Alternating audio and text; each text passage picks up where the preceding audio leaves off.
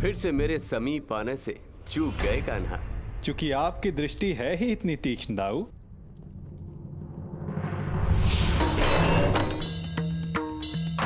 यदि रक्षक की दृष्टि तीक्ष्ण ना हुई तो शत्रु का कार्य सरल हो जाता है कान्हा।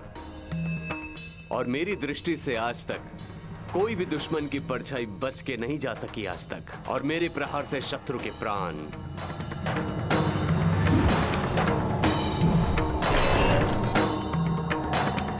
और यदि कोई ऐसा वीर आया जिसे आक्रमण करने से ना रोक सके तो?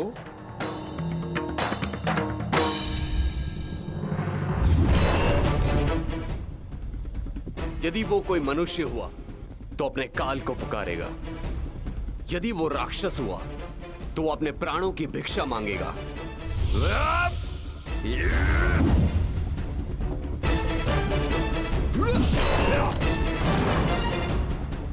और यदि वो देवता हुआ तो वो पछताएगा कि उसने अमृत पान क्यों किया। और यदि आक्रमण करने वाला देव दानव मनुष्यों से अधिक शक्तिशाली हुआ तो? द्वारिका की रक्षा कैसे होगी दाऊ? तुम्हारे और मेरे रहते हुए भला द्वारका की ओर कौन खड़ा रह सकता है?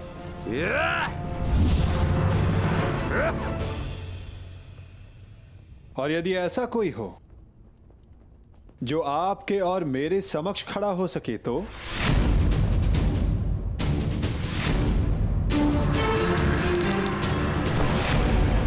क्योंकि जिसका सामना हमसे होने वाला है दाऊ, वो स्वयं में एक पहेली है।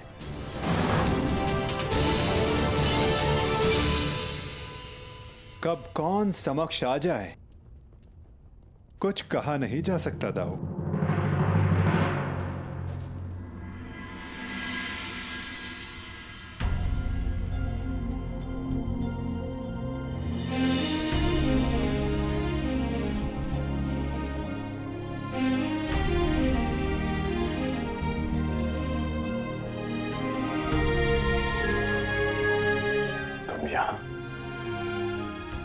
हाँ, सुना है तुम दिग्विजय पर जा रहे हो, इसीलिए तुम्हें शुभकामना देने चली आई। तुम्हारा मुख बता रहा है कि तुम शुभकामना देने नहीं, किसी प्रश्न का उत्तर लेने आई हो। प्रश्न तुम जानते हो कर्ण।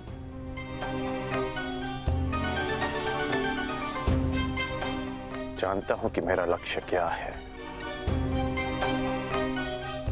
कि मैंने एक महान परिवर्तन का वचन दिया था। वैशाली, मैं उसी परिवर्तन की आशा में दिग्विजय पर जा रहा हूं। वचन तुमने अपनों की सुरक्षा का भी दिया था कर्ण।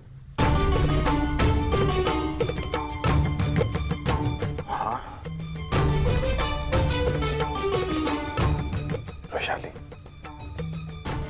क्या कोई असुरक्षित है?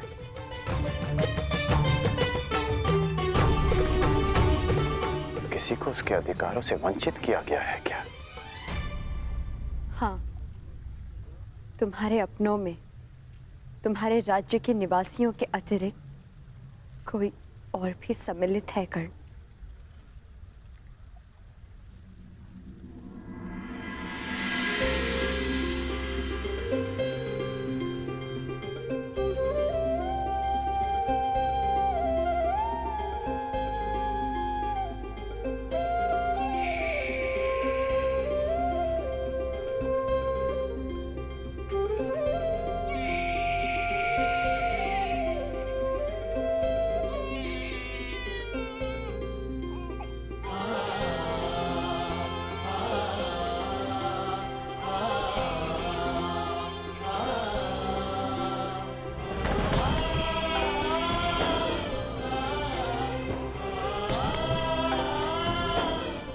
आपका पुत्र अंगराज।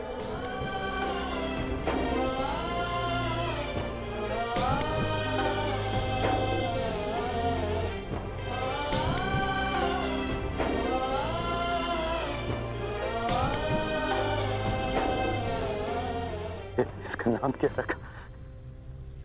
नामकरण अभी किया नहीं, पुत्र के नामकरण का अधिकार उसके पिता को होता है।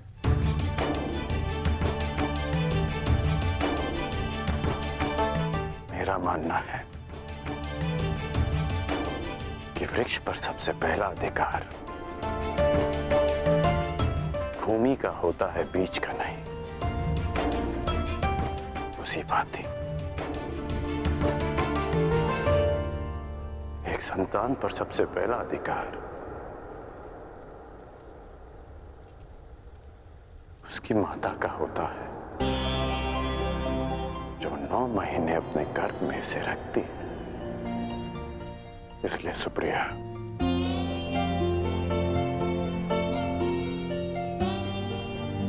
इसका नामकरण तुम करोगी। ऋषिकेतु।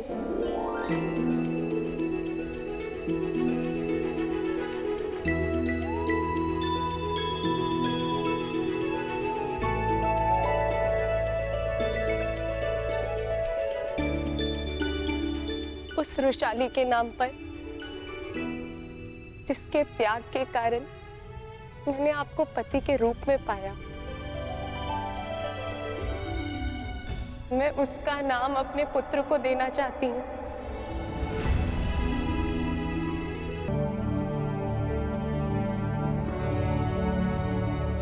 अद्भुत।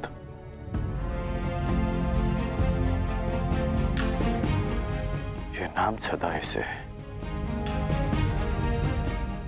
परिवर्तन का मार्ग दिखाता रहेगा।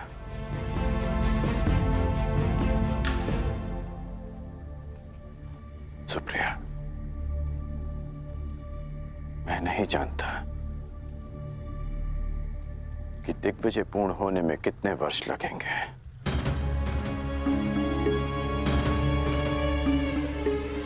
कदाचित हमारा पुत्र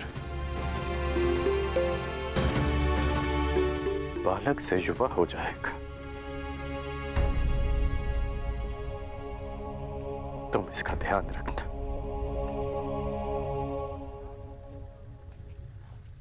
इसे कर्ण मत मनने देना।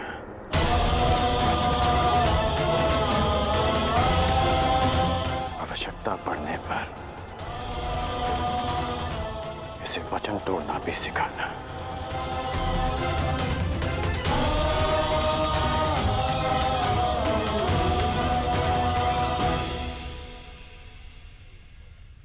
परंतु युवराज के लिए आप दिग्विजय पर क्यों जा रहे हैं? मैं युवराज के लिए नहीं, परिवर्तन के लिए जा रहा हूं। मेरी इच्छा है कि मेरी संतान एक नए भारत में पले, परिवर्तित भारत में, जहां कोई अन्याय ना हो, अत्याचार ना हो, कोई भेदभाव ना हो, जहां श्रेष्ठता जन्म से सिद्ध ना हो, अपितु कर्म से सिद्ध हो, जहां किसी और कारण को नियमों में भंग कर एक स्त्री का चीरहरण ना देखना पड़े।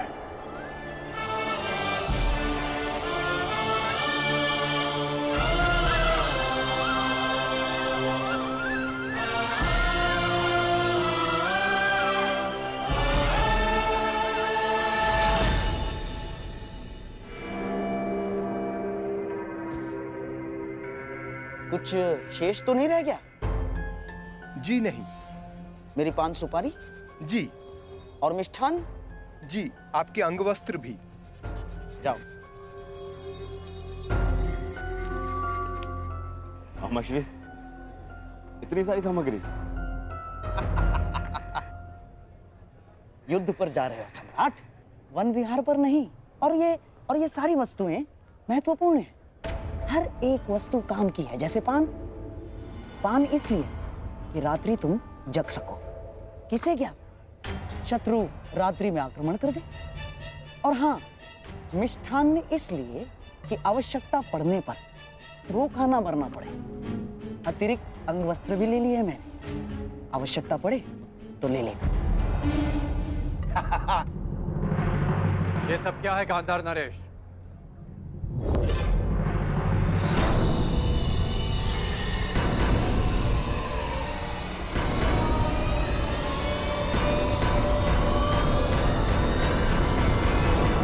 ये कैसा प्रबंध है? ये ऐसा प्रबंध अंगराज कि मैं और मेरा सम्राट दुर्योधन तुम्हारे साथ इस दिग्विजय यात्रा पर चलेंगे।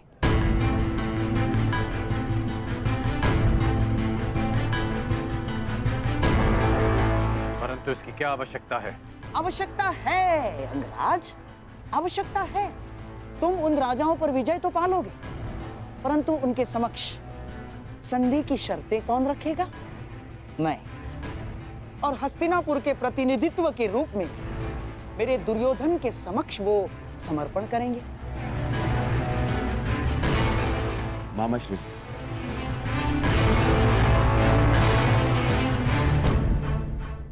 मित्र, मैं केवल इसलिए चल रहा हूं ताकि अपनी आंखों से तुम्हें सभी राजाओं पर विजय प्राप्त करते हुए देख सकूं। परंतु यदि तुम नहीं चाहते कि मैं साथ चलूं,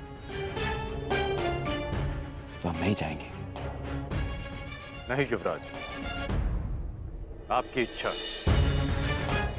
इस सेवक के लिए आदेश है, मुझे कोई आपत्ति नहीं। तो ठीक है, हम दिग्विजय यात्रा का प्रारंभ द्वारका से करेंगे। पांचाल दिग्विजय यात्रा पांचाल से आरंभ होगी।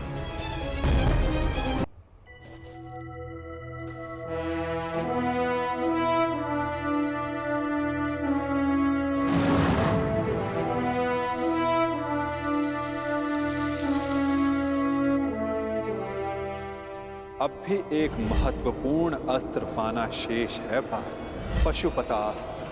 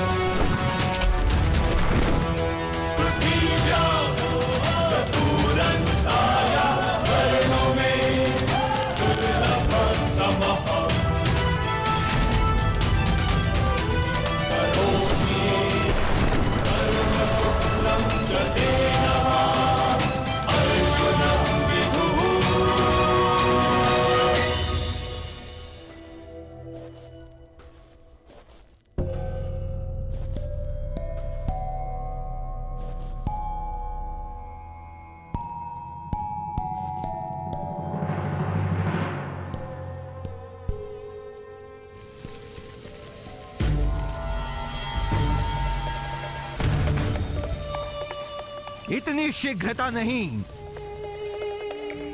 मेरा लक्ष्य तुम्हें हानि पहुंचाना नहीं है, मुझे मार्ग दो। मार्ग में आए हो तो बिना युद्ध किए नहीं जा सकते।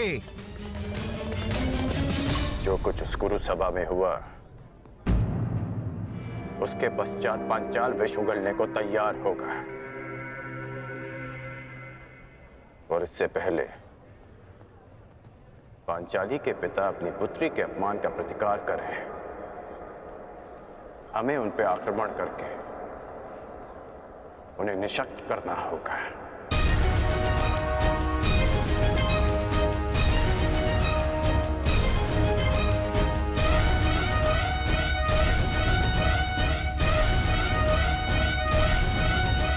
मामाश्री,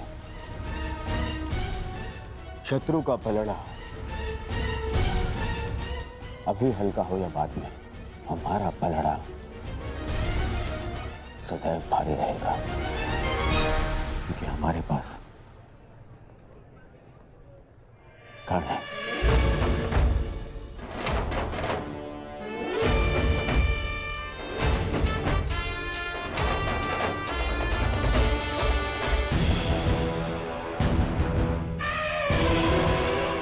अनुसार आक्रमण से पूर्व हमें पांचाल को चेतावनी देनी होगी। आक्रमण से पूर्व उन्हें समर्पण का अवसर देना आवश्यक है। मामा श्री, कहीं ऐसा ना हो कि हमारी दिग्विजय से पहले अर्जुन दिव्यास्त्र प्राप्त कर ले। इसीलिए तो मैं पहले द्वारका पर आक्रमण करवाना चाहता था दुर्योधन,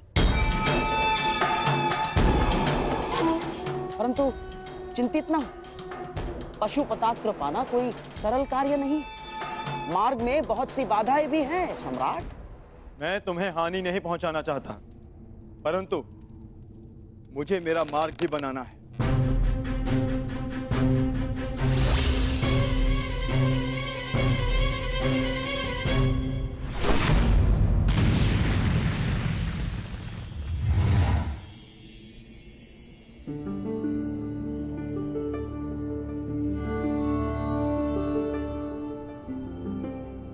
मैंने आज तक तुम जैसा मनुष्य नहीं देखा, इतना हठी परंतु इतना चैतन्य। तुम्हें मार्ग देकर मुझे आनंद की प्राप्ति होगी।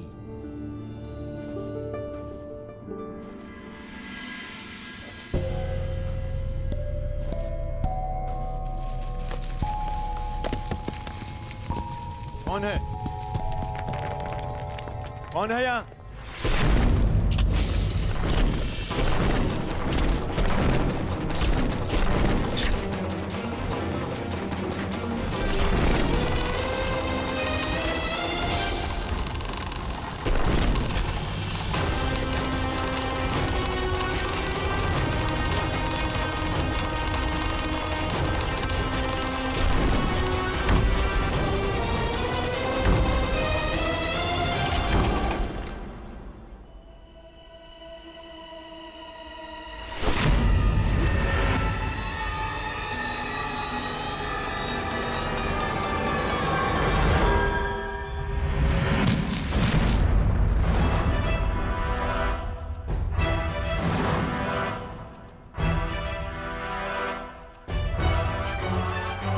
ये तो महागुरु परशुराम के शिष्य का संदेश है,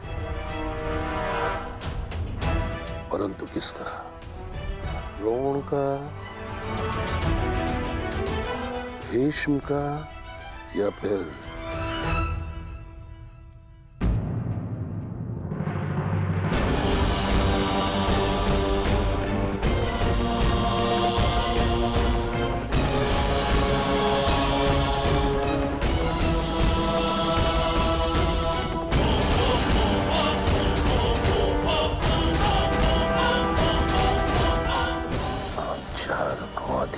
स्वीकार नहीं है। वो दुर्योधन भूल गया कि युद्ध में उसका और उसकी सेना का क्या परिणाम हुआ था। अपने गुरु द्रोणाचार्य के लिए गुरु दक्षिणा लेने आया था वो, परंतु हमने स्वयं उसे उसके प्राणों की दक्षिणा दी। जिस हस्तिनापुर में हमारी पुत्री का अपमान हुआ, उस हस्तिनापुर से संधि कदापि नहीं। अपनी पुत्री के अपमान का प्रतिशोध हम लेंगे।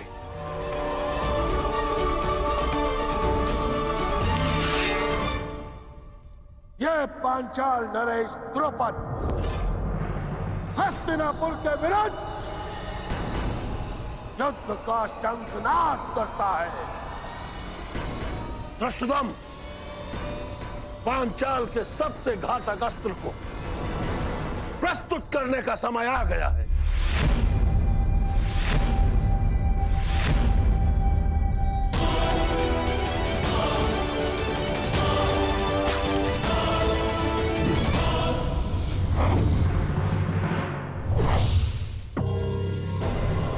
मुझे लगता है कि अपने दामाद पांडवों का परिणाम देखकर पांचाल नरेश संधि कर ही लेंगे। मुझे विपरीत उत्तर की अपेक्षा है युवराज।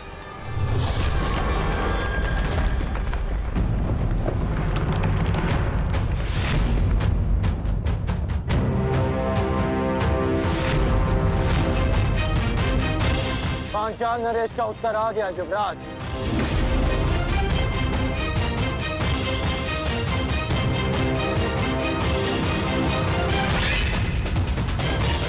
शांति सदा युद्ध से श्रेष्ठ होती है। हमने शांति का प्रयास किया जो निष्फल रहा।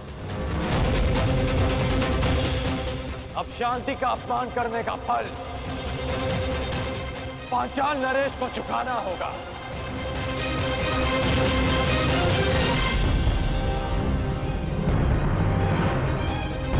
अब जब युद्ध निश्चित है अंगराज, तो सावधान रहना। कदाचित आपने पांचाल के मायावी योद्धा के विषय में नहीं सुना है।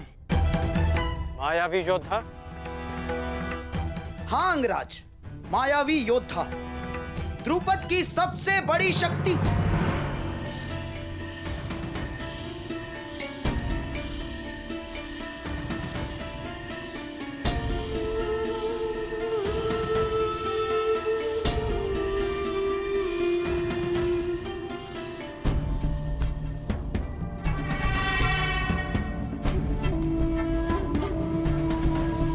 हस्तिनापुर ने पांचाल पर आक्रमण कर दिया है और इस समय पांचाल की ढाल तुम हो।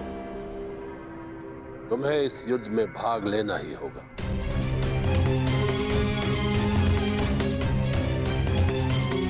गहरे काले वस्त्रों में योद्धा नहीं, अंधकार है वो। जहां जाता है शत्रु के दल में अंधकार फैला देता है वो। तो फिर आज इस अंधकार का भी अंत होगा गांधार नरेश। सामान्य योद्धा नहीं है वो अंगराज। उसकी उपस्थिति मात्र से शत्रु योद्धाओं में पराजय का भय बैठ जाता है। शत्रु के चैतन्य को अंधकार में बदल देता है वो। उसका मुख आज तक किसी ने नहीं देखा अंगराज।